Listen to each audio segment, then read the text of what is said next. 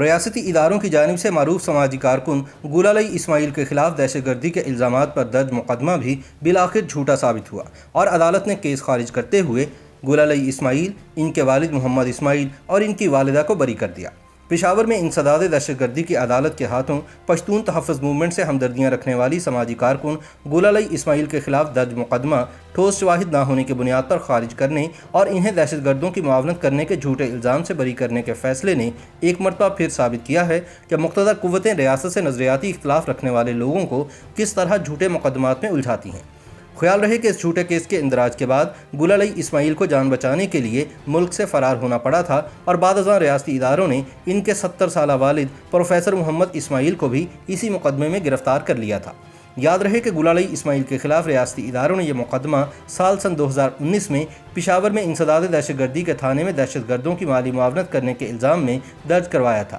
گلالئی اسماعیل کے وکیل شہاب خٹک ایڈوکیٹ نے بتایا کہ اب انسداد دہشت گردی کی عدالت کے جج سید اصغر علی شاہ نے ان کے خلاف جھوٹا مقدمہ عدم ثبوتوں کی بنیاد پر خارج کرنے کا حکم دیا ہے۔ انہوں نے بتایا کہ 2 جولائی سن 2020 کو عدالت نے سرکاری وکلاء سے کہا کہ اگر ان کے پاس اس مقدمے کے بارے میں کوئی ٹھوس شواہد ہیں تو وہ فوراً پیش کیے جائیں، جس پر سرکاری وکلاء کی جانب سے ایک ویڈیو کلپ لایا گیا جو گلالئی اسماعیل کی اسلام آباد میں ایک تقریر کا تھا۔ شہاب خٹک نے بتایا کہ عدالت نے کہا کہ یہ آزادی اظہار کا حق ہر کسی کو حاصل ہے، لیکن دہشت گردوں کی معاونت کے مقدمے کے بارے میں کوئی ٹھوس شواہد ہیں تو وہ پیش کیے جائیں، لیکن سرکار کی جانب سے اس بارے میں ٹھوس شواہد پیش نہ کیے جا سکے، جس پر عدالت نے اپنے فیصلے میں مقدمہ خارج کرنے اور ملزمان گلالئی اسماعیل، ان کے والد پروفیسر محمد اسماعیل اور ان کی والدہ کو اس مقدمے سے بری کرنے کا حکم سنا دیا۔ شہاب خٹک ایڈوکیٹ کے مطابق اس مقدمے میں گلالئی اسماعیل کے ساتھ ان کے والد اور والدہ کو بھی نامزد کیا گیا تھا، حالانکہ وہ دونوں بزرگ ہیں اور اکثر بیمار رہتے ہیں۔ یاد رہے کہ گلالئی اسماعیل ان دنوں امریکہ میں ہیں۔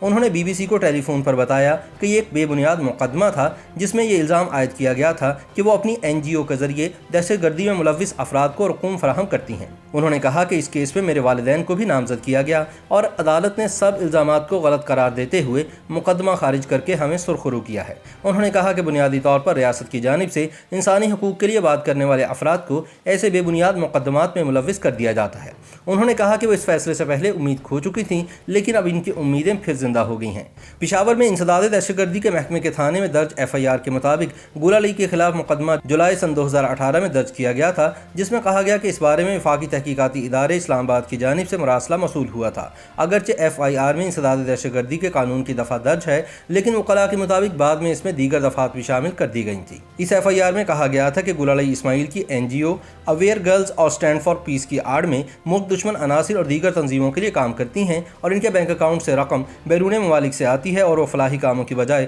ملک دشمن عناصر اور دیگر تنظیموں کو فراہم کر دی جاتی ہے۔ گلالئی اسماعیل کے وکیل شہاب خٹک ایڈوکیٹ نے بتایا کہ گلالئی اسماعیل کے خلاف اس کے علاوہ بھی ایک مقدمہ درج ہے، لیکن اب تک اس مقدمے کا فیصلہ نہیں ہو سکا۔ یاد رہے کہ گلالئی اسماعیل گزشتہ برس ستمبر کے مہینے میں کئی مہینوں کی روپوشی کے بعد اچانک امریکہ میں منظر عام پر آئی تھی۔ گلالئی مئی سن 2019 میں اس وقت غائب ہوئی تھیں جب اسلام آباد میں ایک بچی سے جنسی زیادتی اور اس کے قتل کے واقعے پر احتجاج کرنے پر ان کے خلاف انسداد دہشت گردی کی دفعات کے تحت مقدمہ درج کیا گیا تھا۔ اس مقدمے میں گلالئی اسماعیل پر الزام عائد کیا گیا تھا کہ انہوں نے اس واقعے کی آڑ میں لوگوں کو حکومت وقت اور پاک فوج کے خلاف بھڑکایا ہے۔